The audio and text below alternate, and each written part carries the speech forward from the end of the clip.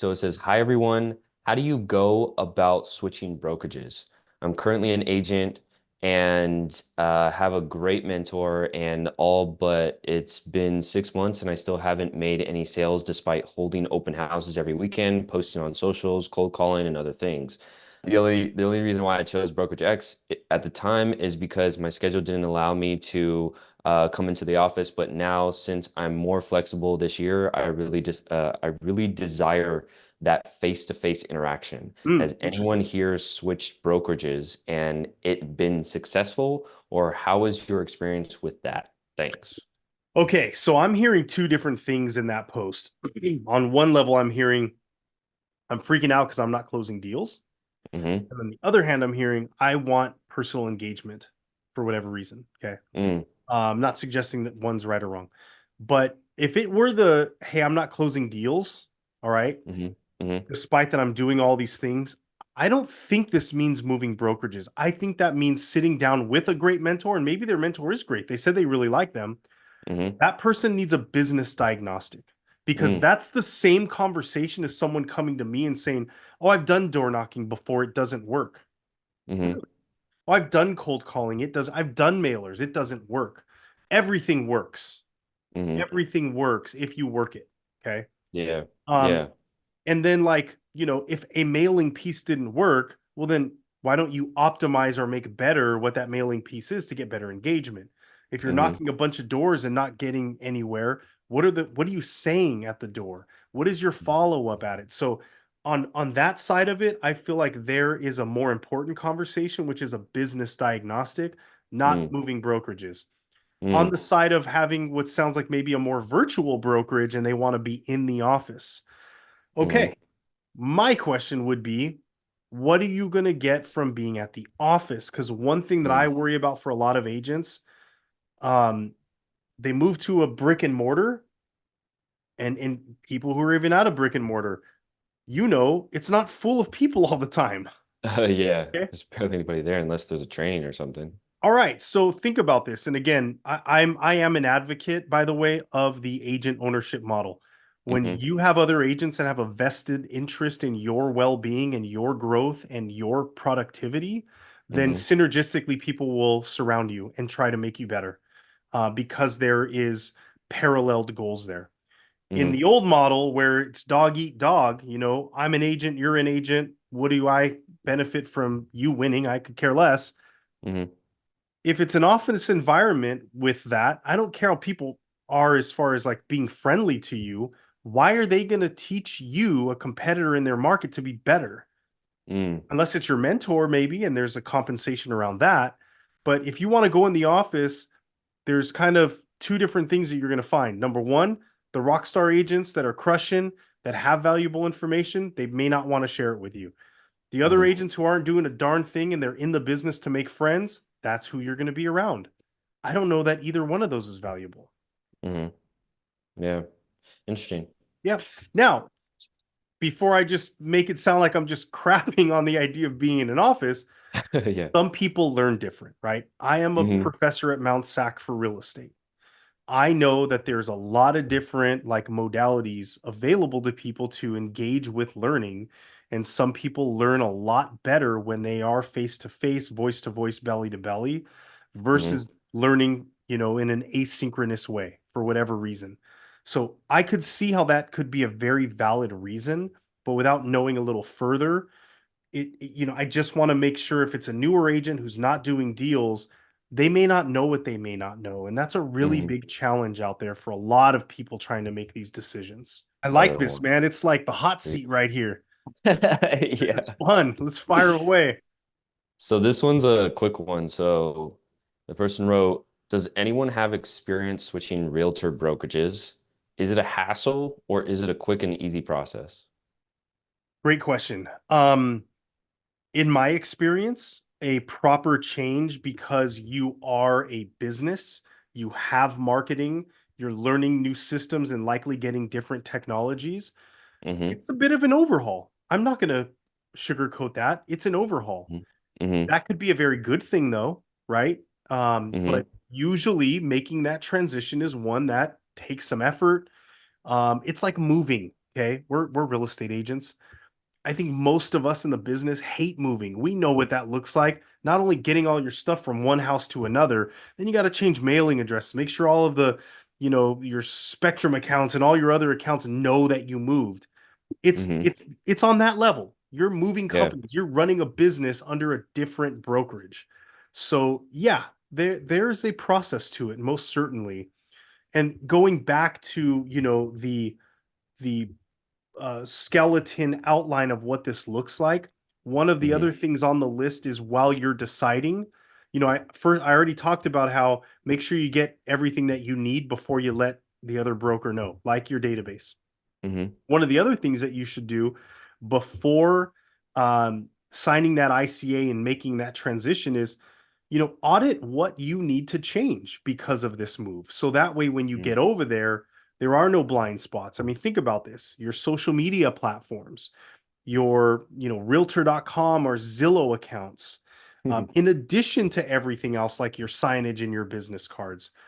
Yeah. It would be really wise to at least have a list to operate from, so that way you can do your best to not miss anything.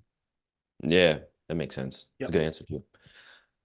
So all right, so last one. So they said, I am going to be switching brokerage firms here pretty soon. To be honest, it sucks knowing that all my clients have to stay with them, but I cannot sit and stir in the negativity. Has anyone else changed firms more than once? This is the second time I am changing firms, and it feels like I am starting all over again. Mm. Been a rough last few months, to say the least. Any tips to continue on would be helpful. Wow. Okay. Um, so I think most agents have moved several times. Okay. Hmm. Hmm. Um, I'm not clear of what she means everyone has to stay there. It sounds like that's one of those dynamics where the ICA identified that her database remains. Hmm. Maybe they won't even let her download her list. Hmm. I don't know if she's already initiated the change and didn't extract that data beforehand, because it sounds like maybe that's what's going on. And Mm. I have seen some brokerages try to hold hostage something like that, right? To Hmm. Hmm. keep an agent there. And guys, please read your ICAs. There are Hmm. some companies out there willing to stroke checks for you and the whole nine yards, but trust me, nothing comes for free. Hmm. Read that ICA. What does it look like in a company like that? How many years do you have to be there before that payment becomes a loan that you have to pay back?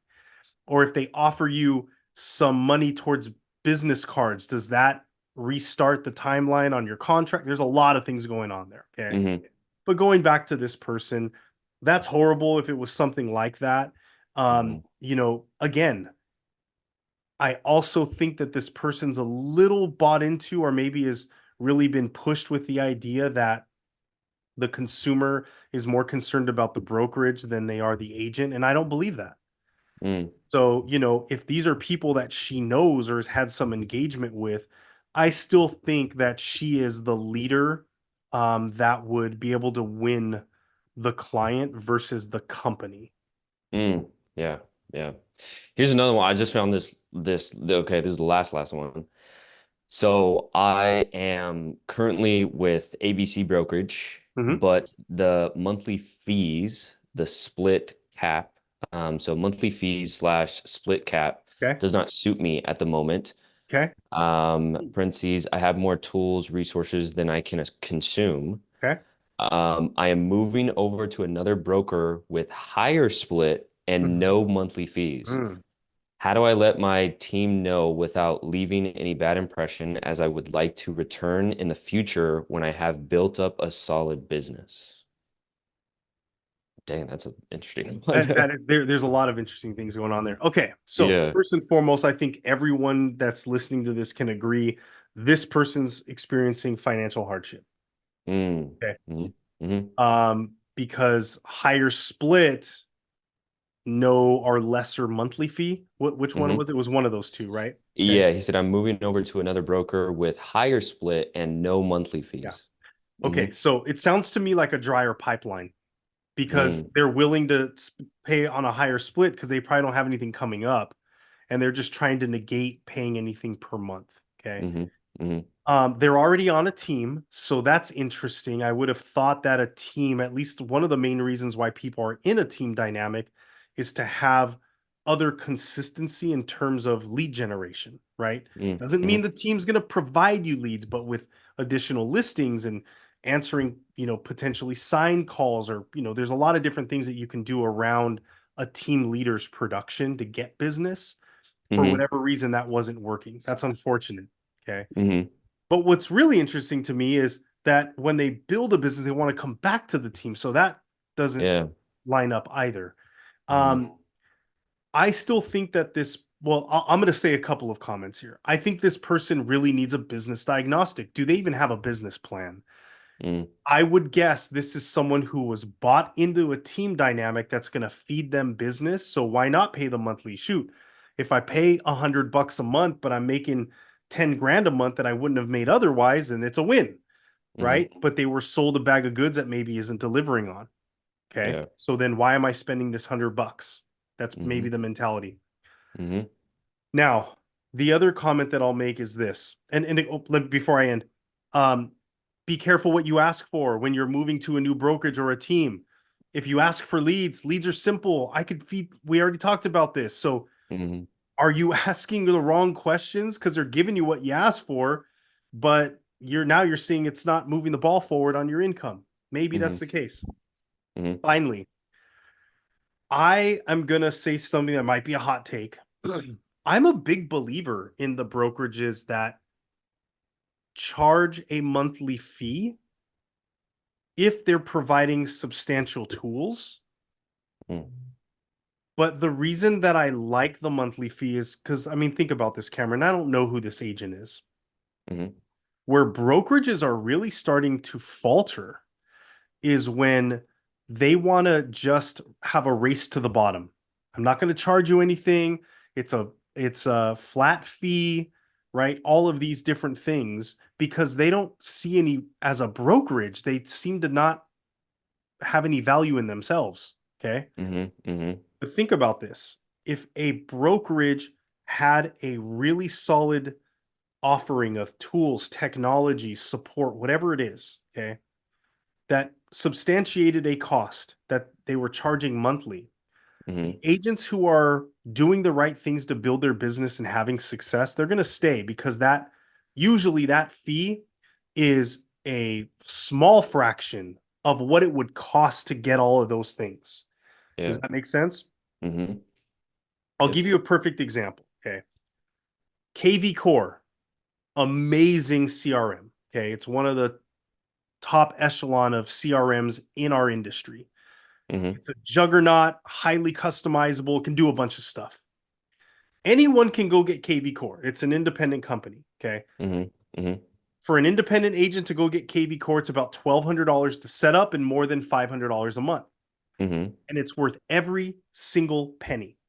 I mean that if you use it correctly and you use it and you work. Okay. Mm-hmm. Worth it. A company like eXp Realty charges $85 a month. And that's one of the systems that they give you is KV Core. Just one of them. That Mm-hmm. right there substantiates the cost. All right. So again, usually a monthly fee is going to be a very small fraction of what it would cost for you to get all of those offerings. Mm-hmm.